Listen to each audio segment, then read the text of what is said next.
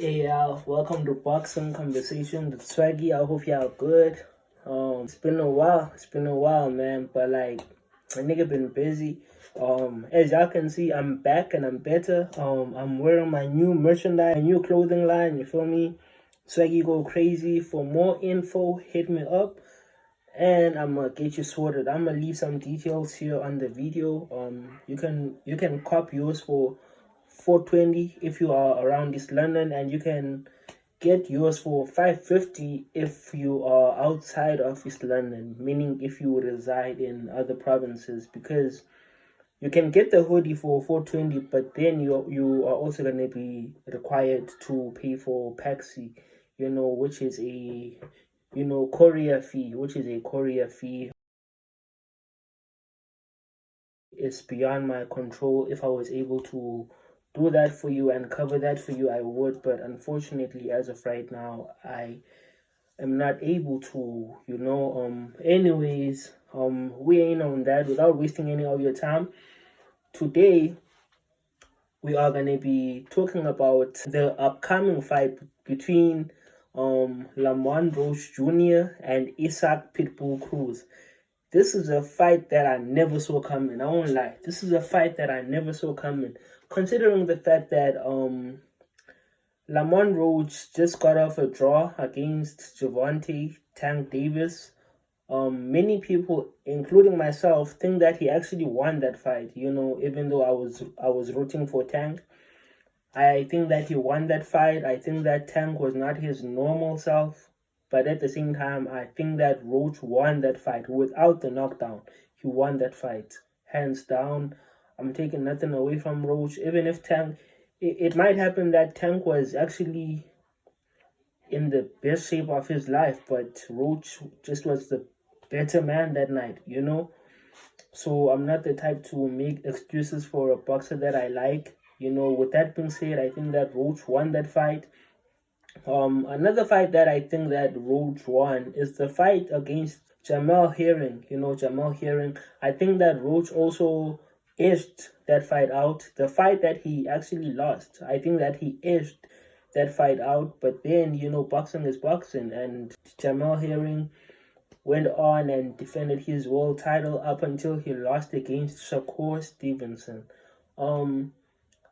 And then Lamont Roach went on, man.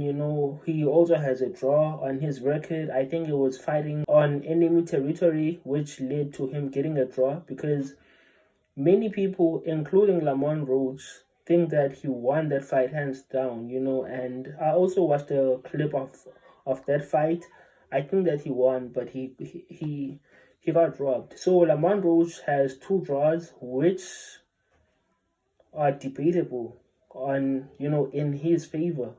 And also Lamont Roach also beat Hector Luis Garcia Jr. to win the WBO 130-pound title, which is the lightweight division. The WBO 130-pound title, the WBO lightweight title, by beating Hector Luis Garcia via unanimous decision, if I'm not mistaken. So he is currently the WBA, I beg your pardon, the WBA 130-pound world title, the WBA, the World Boxing Association, 130-pound title. With that being said, I think that Lamont Roach is a great fighter. I think that he has been and still is, underrated. I think that he hasn't really gotten his credit, especially considering the fact that he gave Tank a great fight, man. He gave Tank a great fight. He exposed so many holes, in the Tank fight, he exposed so many holes, and he was cracking Tank. I still remember, I think it was in round 7 or 8 when he cracked Tank with a straight right hand or left hand. I'm not sure whether he's an orthodox or southpaw, but he cracked Tank. Tank stumbled, man, and he also hit before the knockdown. I do want to note that even if Tank was complaining about grease on his hair, if you would watch closely, if you would watch the highlights closely, you would see that actually just seconds before the knockdown, maybe 10 seconds, I'm not sure, Tank got hit with a stiff jab that he didn't like. And he actually nodded his head a little bit. And then he went down because Roach was just pressing, putting pressure and, displaying power. So Tang really felt Roach's power because even if there was grease in his hair, we all know that Tang is not the type to just take a knee. He also knows that too. We all know Tang is a megastar. He's the cash cow. He's one of the best pound for pound fighters in boxing. Yeah, and people are already comparing him to legendaries such as Sugar Ray Leonard, Floyd Mayweather, and Lamont Roach was not a cherry pick gone wrong. No, Tank knew what he was getting himself into. And also another thing that I cannot stress enough, I don't think I have mentioned this enough, Tank doesn't have a weak resume. Tank beat, look, you guys might criticize me for saying this. I'm just gonna mention one name. Yes, I'm gonna go ahead and mention others, but I'm gonna give one honorable mention to just one fighter before I mention others. Tank beat someone who I considered like one of my favorite, in fact, my favorite Mexican fighter at the time. He beat Leo Santa Cruz. Do you know who Leo Santa Cruz is? Leo Santa Cruz was beating everyone, bro. You guys always talk about people not knowing boxing, but you are the very same people who go ahead and criticize fighters like resumes. Tank beat Leo Santa Cruz by devastating knockout. Leo Santa Cruz is he's a beast, a former world champion, and Leo Santa Cruz is a mega star too. Leo Santa Cruz, come on, let's not. So that's one honorable mention, Leo Santa Cruz. If you see this, shout out to you, bro. You're a legend. You deserve to be in the Boxing Hall of Fame. Leo Santa Cruz was fighting, I think, on the Mayweather Guerrero undercard. That's when I saw that, damn, this fighter is a problem. And I think even during the days of the likes of Adrian Broner, Leo Santa Cruz was there putting belt to ass, bro. A very exciting fighter. And if you would compare Pitbull to Leo Santa Cruz is the more superior fighter. If you would watch Leo Santa Cruz versus Tang, that was a competitive fight. But Leo Santa Cruz doesn't have power, because Leo Santa Cruz was cracking Tang. That was a close fight up until the knockout. That was a very close fight. That was a fun fight. And that was not just a fun fight because Tank is always cherry picking and they always go wrong. No, Leo Santa Cruz was on Tank's level, literally. You guys should stop criticizing Tank's resume. Okay, let's pause that. Tank beat the likes of Jose Luis Pedraza in his prime. He took his IBF world title. He made it look so easy to the point that fans said that was a cherry. No, Tang is just great, but Pedraza was a star, just like Leo Santa Cruz. But Leo is the honorable mention, like I said. He also beat Tang is such a great fighter, bro. I'm gonna mention names. He also beat Frank Martin, who was 18-0 with 12 knockouts. That was not just another cherry pick. No, Frank Martin and he is still a problem. Frank Martin is a problem, bro. Damn, come on, bro. He also beat Rolly. Rolly is powerful. Rolly is actually Tank's most. Tank said that Rolly hits harder than everyone he has fought. That should tell you everything you need to know. He says it. Do your homework, bro. He beat Rolly. Rolly is a great fighter, a 3-time world champion. Due to him being funny, making jokes, you guys undermine Rolly. Rolly is a great fighter. You guys should stop sleeping on Tank. Tank beat Gamboa in his prime. In his prime, bro, Gamboa, a former world champion, someone who made Bud Crawford stumble, someone who made Bud Crawford angry. He beat Gamboa, who was a fast fighter. Come on, bro, let's not do that. He also went all the way to UK. He also beat one of the top fighters from there.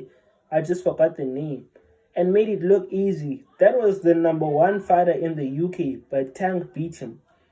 Come on, bro, let's not do that. But this video is not about Tank. He also obviously beat Pitbull. But people are saying that if Lamont Roach beats Pitbull, he is gonna be better than Tank. And the people who are saying this are people that I look up to, and it's people who actually inspire me to do like videos like this. But sometimes I have to, disagree with them. What do you mean that I can beat your homie? It doesn't matter how I beat him, but I beat him. And then you fight him after 2-3 years, and then you knock him out. Now you are better than me. Bro, I gave you the blueprint, for crying out loud. Just like the fact that people are now saying that Bud is better than Floyd. Yes, Bud made history, but who gave people the blueprint on how to beat Canelo? It was Floyd. And if you are talking about, accolades, during Floyd's era, Floyd did everything in his era. Bud did everything in his era. So let's not compare that Bud won this and that, because if Floyd had to achieve what Bud has just achieved, he would do it. And he did. He did things that were enough for his era. He fought Pac-Man, he fought Cotto, he fought Marquez, he fought Andre Berto. Do y'all know who Andre Berto is? You guys undermine a lot of great fighters. Just like when I was talking about Bud, saying that he beat Hank Lundy. Just because someone's name is not popping like that, that doesn't mean they are not a problem. If you really watch boxing and you watch the fighter, yes, belts are very, important, prestigious, but if you watch boxing and watch the fighter and what type of fighter he is, you will know that that guy will cause problems for so-and-so, who is considered a star. So we also cannot compare Bud with Floyd. We cannot do that. And by the way, I think Floyd is the best ever. You guys can swear, troll, you guys can do whatever. It's cool, man. But let's not compare. Bud is great in his own right. Just because he jumped up 3 weight classes, do you think Floyd wouldn't do that? But nothing required him to do that during his time. If Pac-Man perhaps was at light heavyweight and Floyd was at super welterweight, then and then, like, let's say Floyd never did that, then it would be a totally different story. I would also say that Bud is the cream of he is better than Floyd. If, let's say, someone that you all wanted to see Floyd fight was, eventually now heavy, just like Canelo, and went up 2 or 3 weight classes, if Floyd never jumped up those 3 weight classes and Bud did, then we would say that no, Bud is better than Floyd. Because the boogeyman that everyone wanted Floyd to fight was Pac-Man, no one else, and he fought him. But luckily for Floyd, Pac-Man was Floyd and Pac-Man were on the same division. And I know that you guys are still on the stigma that Floyd ducked Pac-Man for years and years. No, Floyd was gonna fight Pac-Man, but Pac-Man never wanted to do what's that, random style drug testing or Olympic style drug testing, I'm not sure. But Pac-Man refused. Floyd said, okay, cool, like, we can fight, I'm ready to fight, but let's first test. Pac-Man said no, and then they waited for 5-6 years up until they fought. So who's the duck now? And even when they fought, Floyd was old. Pac-Man was, come on, bro. No one was older than the other. They were both round about the same age, you know. So yeah, I don't like the excuses, bro. Anyways, okay, cool. Let's go to So with that being said, because this video is about Lamont Roach Jr. versus Isaac Pitbull Cruz, but as a boxing pugilist, you have to dig deep. You have to, give a proper analysis. You have to you have to dig deep in order to show that what you are saying is factual. So yeah, as I was saying, you cannot say that if Roach beats Pitbull, he is better than Tank. You cannot say that because Tank already gave people the blueprint on how to beat Pitbull. And besides, when Pitbull fought Tank, he already had losses on his record. So there was already a blueprint out there on how to beat him. Rayo already beat him. What if, okay, fine, Roach beats Pitbull, right? And then his next fight is against Jose Rayo Valenzuela. And then Rayo beats him. What are y'all gonna see? Because as you all know, styles make fights. Styles make fights, bro. Styles make fights. Look at Bud versus Majumov. Majumov had like 9-10 fights with like 7-8 knockouts. And also he gave Bud a run for his money. And Bud had, at the time he had like 40 fights. That was his 41st fight. That was his 41st fight, bro. But Majumov gave Bud a run for his money. You can't like criticize Bud and say that, no, that was a cherry pick. That was someone who was inexperienced. Bro, I think Majumov is a 2-time Olympic gold medalist or one time, I don't know. But he's an Olympic. The mere fact that he's an Olympian, the mere fact that he was an amateur, damn, come on, bro. Let's not do that. Because he also has fists. Even if he never had an, amateur career, he has fists. How many fighters have lost to who you guys call journeymen? How many? It's a lot of them. Fighters who lost to journeymen, literally. There's a fight that I was watching, I think 1 or 2 years ago, when one of my favorite fighters lost, and I was hurt. But then it's boxing. It was Ashton H2O Silv. He lost against someone who was undefeated, but the favorite was him. Like, I think he was like the people were expecting him to win, bro.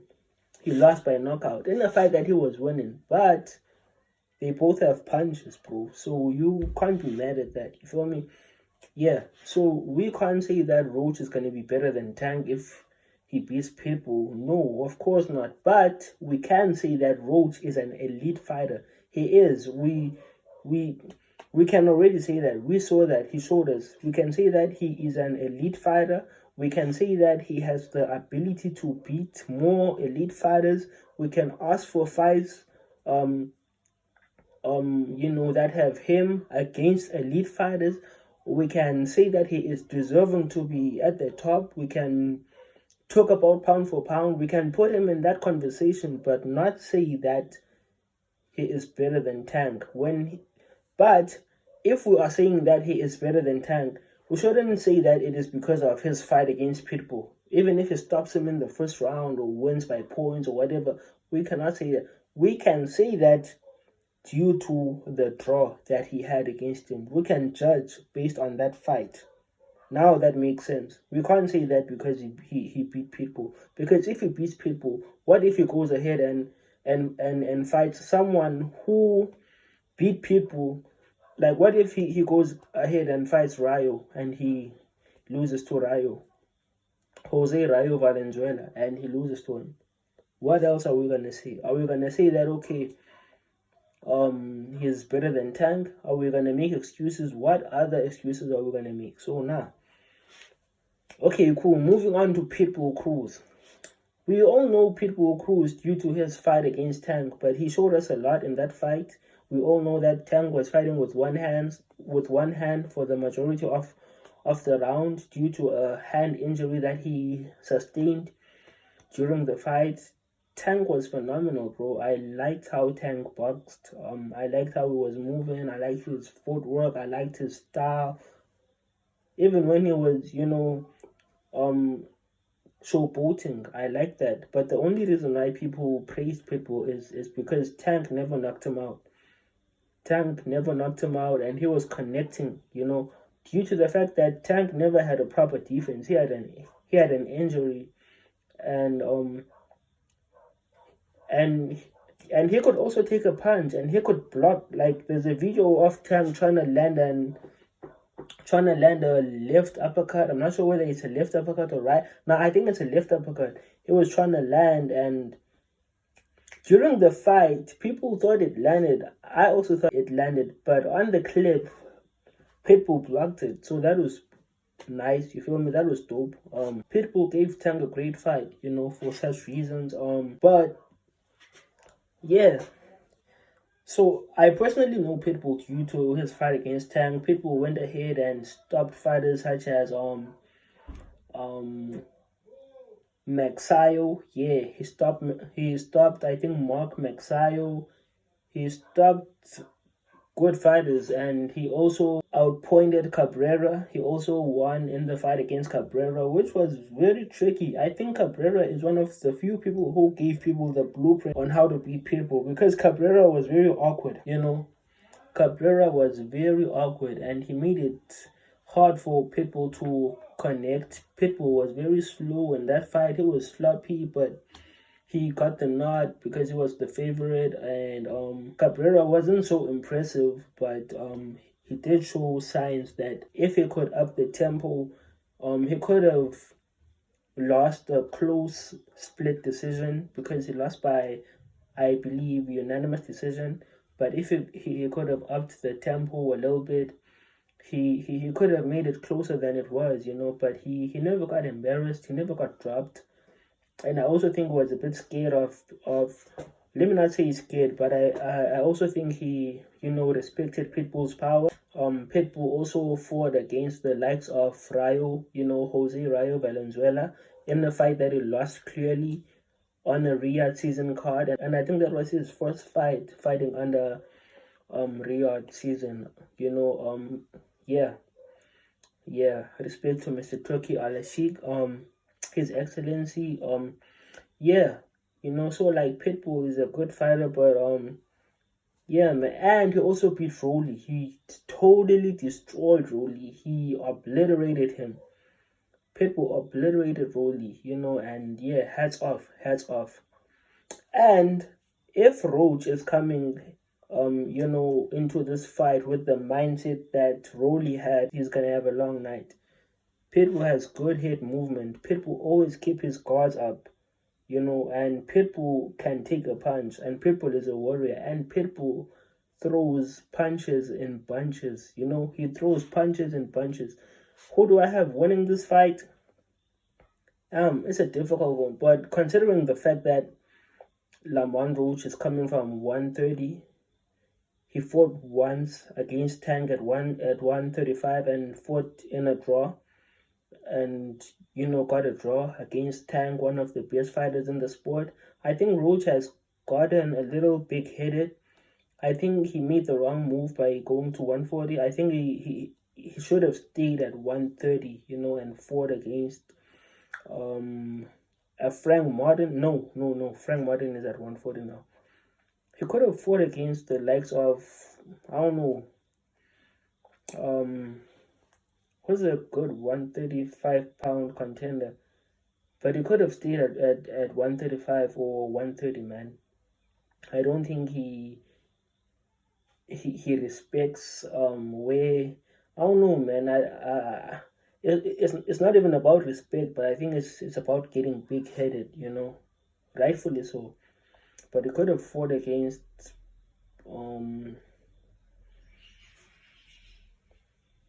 Because there are weight classes for a reason. I'm trying to think of an opponent that he could have fought against. Maybe against Mason. Yeah, it would have been a good step up fight for Abdullah Mason and or Lamont Roach versus Shakur Stevenson, or even against Emmanuel Navarrete at 130, or against Valdez, or against Oshaki Foster, Fulton, or against the IBF champ at 130, Eduardo Sugar Nunes. The IBF champion at 130 pounds is Eduardo Sugar Nunes. Or against Raymond Ford. He could have fought against Raymond Ford. Who do I have winning this fight? I got Pitbull, bro. I got Pitbull by knockout. Early. I got Pitbull by knockout early. So yeah, that's my prediction for this fight. And if Lamont Roach outboxes him, because the only way Lamont Roach can win this fight is by outboxing him, not by trading with him. No. That's being big-headed right there, So yeah, man, shout out. I appreciate y'all. Where's